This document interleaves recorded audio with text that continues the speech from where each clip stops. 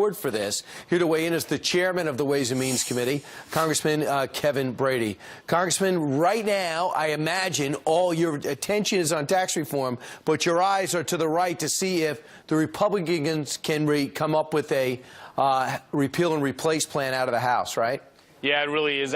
Health one, we need to repeal and replace and deliver on our promise. But, boy, there's $1 trillion of tax hikes we cut in that repeal bill that really is important to getting the economy going and clearing the way for tax reform. So that's why I think, look, I'm optimistic about where we're going to get, but we've got to get this repeal done. Right. So then, of course, got to get the Senate, see what it looks like. It's back to the House and into conference, so a lot has to go.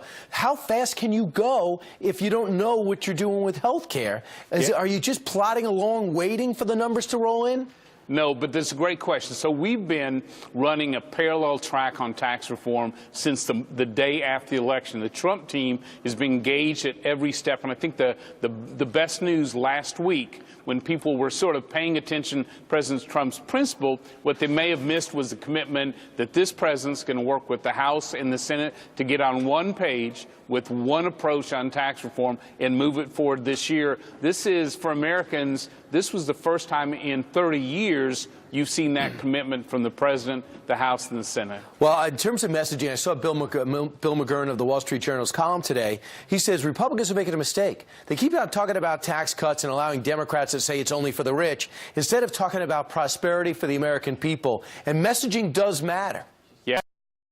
It really does. And look, this is all about growing jobs and growing paychecks in a big way. But we go bolder than that, and so does the president. I mean, the concept that most Americans could file their taxes on a postcard is really exciting. And the thought that we could leapfrog America from 31st in the world in competitiveness into that top 3 and stay there, which means we're the best place on the planet for that next new company or job. That's even bolder, and that's where the president wants to go as well. Somehow you need revenue in the short term to not run up the deficit. One would be the border tax. One would be a gas tax. Are you for either?